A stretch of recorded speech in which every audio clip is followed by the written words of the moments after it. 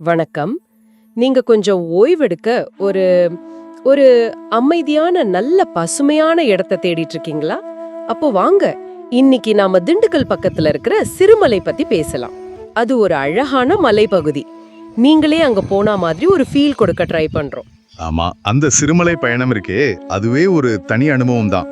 திண்டுக்கல்ல இருந்து பார்த்தா ஒரு 25 கிலோமீட்டர் இருக்கும். அதுவும் அந்த 18 கொண்டை ஊசி வளைவுகள், அப்பா! கரெக்ட். ஒவ்வொரு வளைவு திரும்பும் போதும் ஒரு புது காட்சி தெரியும் பாருங்க. ஒரு பக்கம் நல்ல ஆழமான பள்ளத்தாக்கு, இன்னொரு பக்கம் அடர்ந்த மரம், செடி கொடிகள். ஆமா, அந்த மெதுவா வளைஞ்சு போற ரோடு, அப்புறம் ஜன்னல் வழியா வர்ற அந்த காத்து, ஒரு மூலிகை வாசனை அடிக்கும்ல. அந்த இயற்கையோட நறுமணம் மனசுக்குள்ள ஒரு ஒரு மாதிரி அமைதியை கொடுக்கும்.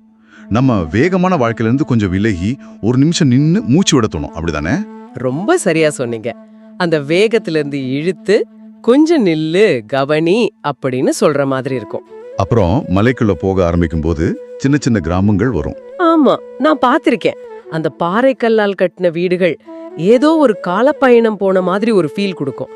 ரொம்ப பழசா. ஆமா, வீடுகளுக்கு முன்னாடி மரங்கள், வாசல்ல உட்கார்ந்து ஒரு பாட்டி பால் கறந்துட்டு இருப்பாங்க. இந்த மாதிரி காட்சிகள்லாம் நகரத்துல பார்க்கவே முடியாது. உண்மைதான். அங்க வாழ்க்கை ரொம்ப எளிமையா இயற்கையோட ஒன்றி இருக்குது. அந்த எளிமை தான் அதோட பெரிய அழகுன்னு நான் நினைக்கிறேன். கண்டிப்பா. சரி, சிறுமலைன்னு சொன்னாலே எல்லாருக்கும் டக்குன்னு ஞாபகம் வர்றது அதோட வாழைப்பழம். அதுக்கு ஒரு தனி சுவை இருக்குன்னு சொல்றாங்களே, அங்க மட்டும் தான் கிடைக்குமா அது? ஆமா, சிறுமலை வாழைப்பழம் அதோட சுவைக்கு ரொம்பவே பிரபலம். சொல்லப்போனா அந்த மண்ணோட தன்மை, அந்த சீதோஷ்ண நிலை, இதெல்லாம் சேர்ந்து அதுக்கு ஒரு தனி மனத்தையும் சுவையும் கொடுக்குதுன்னு சொல்றாங்க. ஓ, அப்படியா? அது மட்டும் இல்ல, அங்க போனீங்கன்னா நல்ல பசுமையான காஃபி தோட்டங்கள் பார்க்கலாம். பலாமரங்கள், மாந்தோப்புகள், நிறைய மூலிகைகள் கூட இருக்கு. கண்ணுக்கு ரொம்ப குளிர்ச்சியா இருக்கும். கேட்கவே நல்லா இருக்கு. அங்க சிறுமலை ஏரின்னு ஒண்ணு இருக்குன்னு சொன்னாங்க. அமைதியா இருக்குமா? 1 கிலோமீட்டர் சுத்தி நடக்கலாம் போல. ஆமா, அந்த ஏரி பெருசா ஆரவாரம் எதுவும் இல்லாம ரொம்ப அமைதியா இருக்கும். அதோட கரையில மெதுவா நடந்தா உடம்புக்கும் மனசுக்கும் ஒரு புத்துணர்ச்சி கிடைக்கும். அங்க சில வியூ பாயிண்ட்ஸ்லாம் கூட இருக்குமாமே? இருக்கு. அங்கிருந்து கீழே பாத்தீங்கன்னா, அடடா, அந்த பசுமை அப்படியே விரிஞ்சு கிடக்கும்.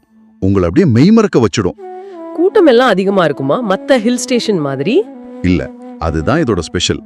மத்த இடங்கள் மாதிரி இல்லாம இங்க கூட்டம் கொஞ்சம் கம்மியா இருக்கும்.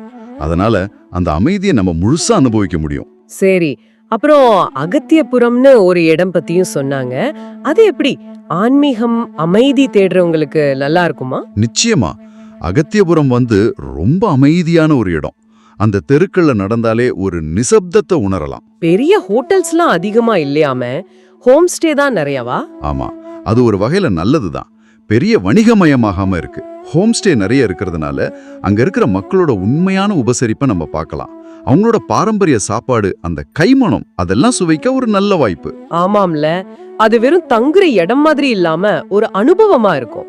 கரெக்ட். அந்த பண்பாட்டோட ஒன்று போற மாதிரி இருக்கும். அப்போ இது சும்மா ஒரு வீக்கெண்ட் ட்ரிப் மட்டும் இல்ல, அதை தாண்டி மனசுக்குள்ள ஏதோ ஒரு ஆழமான விஷயத்தை தொடுற மாதிரி இருக்கு. மிகச்சரியா சொன்னீங்க. இது ஒரு இன்னர் ரீட்ரீட் மாதிரி.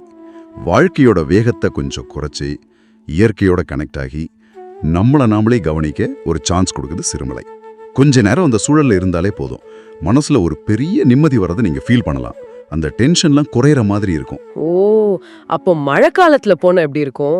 அந்த அனுபவம் இன்னும் நல்லா இருக்குமா? ஆஹா, மழைக்காலம்னா அது சிறுமலையோட இன்னொரு அழகு. நல்ல பனிமூட்டம் மலைகள் அப்படியே மூடி இருக்கும். மெல்லிசா சாரல் மழை. வாவ். அப்போ காத்துல வர்ற அந்த மண் வாசனை, அப்புறம் அங்க வெற்றில கொடி நிறைய இருக்கும், அதோட வாசனை எல்லாம் சேர்ந்து உங்களை வேற ஒரு உலகத்துக்கு கூட்டிட்டு போயிடும். நிஜமாவே ஒரு கவிதை மாதிரி இருக்கும் அந்த பயணம். நீங்க சொல்றதை கேட்கும் போதே அங்க போன மாதிரி ஒரு கற்பனை வருது. அப்போ சிறுமலைங்கிறது வெறும் ஒரு டூரிஸ்ட் ஸ்பாட் மட்டும் இல்ல, அது ஒரு உணர்வு மாதிரி. ஆமா, அங்கிருந்து நீங்க திரும்பி வந்த பிறகும் கூட அந்த அமைதி உங்க மனசுல அப்படியே தங்கி இருக்கும். கூட்ட நெரிசல் இல்லாம, ஆர்ப்பாட்டம் இல்லாம, ரொம்ப ஆத்மார்த்தமா இயற்கையோட இருக்கணும்னு நினைக்கிறவங்களுக்கு சிறுமலை ஒரு அருமையான தேர்வு. கண்டிப்பா இல்லையா? கண்டிப்பா. அப்படி ஒரு அனுபவத்தை நீங்க தேடுறீங்கன்னா சிறுமலை உங்களை ஏமாற்றாது. ஒருவேளை உங்களால இப்போ உடனடியா சிறுமலைக்கு போக முடியலனாலும் பரவாயில்ல, ஆனா அந்த சிறுமலை கொடுக்குற அமைதி இருக்கே, அந்த இயற்கையோட ஒரு சின்ன இணைப்பு, அதை உங்க அன்றாத வாழ்க்கையில கொண்டு வர முடியுமா? உங்க வீட்லயோ இல்ல நீங்க வேலை செய்யற இடத்துலயோ இன்னைக்கு நீங்க என்ன ஒரு ரொம்ப சின்ன மாற்றம் செய்ய முடியும்னு ஒரு நிமிஷம் யோசிச்சு பாருங்களேன்.